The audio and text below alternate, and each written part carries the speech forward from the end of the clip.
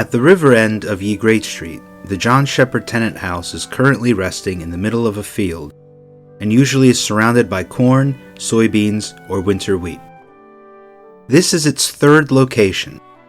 When it was built in 1789, it was directly at the dead end of the street. It was on the property of merchant John Shepherd, and was probably occupied by his workers. The house stayed in the Shepherd family until the widow of John's grandson Philip sold it in 1891. In the early 19th century, it was occupied by James Dare, who fixed up a room in it as a weaver's shop and made the first carpets used in Greenwich. In 1891, it was purchased by Charles Briggs, who raised a family of 12 children in the house, though it did have a 2-bedroom addition on the rear at the time. The Briggs family sold the house to George D. Francisco, who, in 1955, moved the house down by the river and used it as a shop. He built a ranch house and a garage at the original location.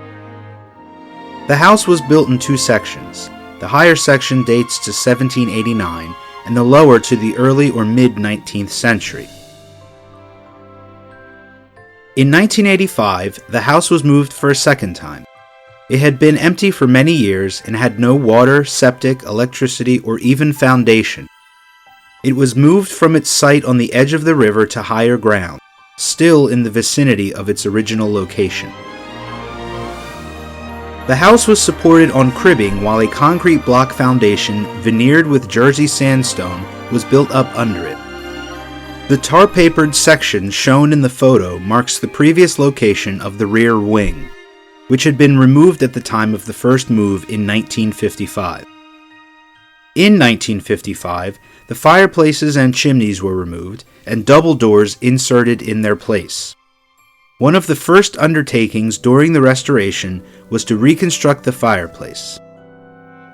In the older section, the walls had originally been opened to the underside of the roof and the back of the clapboards, with beadboard partitions separating the rooms.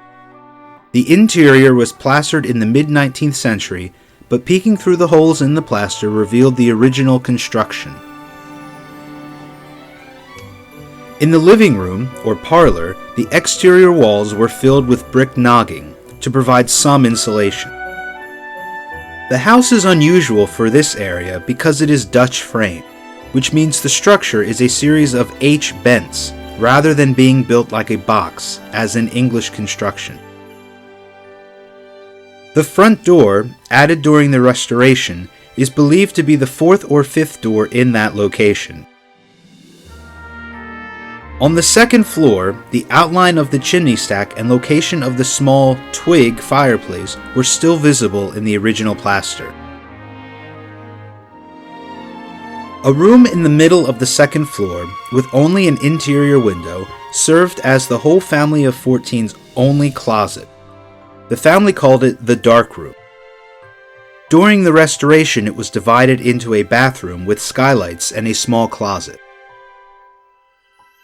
An exciting find during the restoration was an election token for Abraham Lincoln's second campaign, hidden in a rat's nest in the space between the first and second floors. Originally, there was a photograph of Lincoln encased in the token.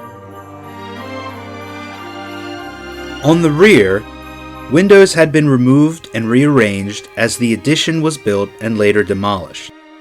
The original locations of the low windows were obvious, making their restoration easy. We hope that by next Christmas we will be able to open the Shepherd tenant house for in-person tours again. Until then, happy holidays and a healthy new year.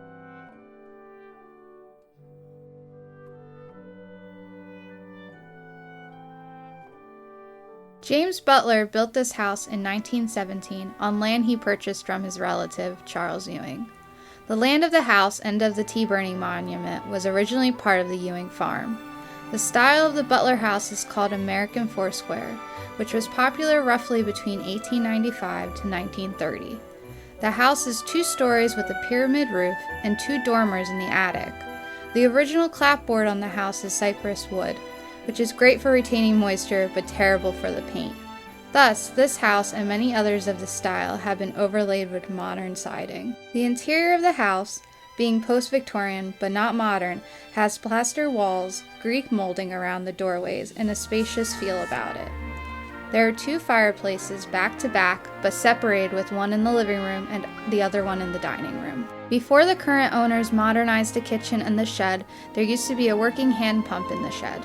When the pipes froze in the surrounding houses during the winter months, the neighbors would come to the Butler house with their buckets to fill with water for their homes. A rocker chair sits in the living room that was made by John Ware in the mid-18th century. Majority of the pieces are linked to Ewings, Butlers, and Davises.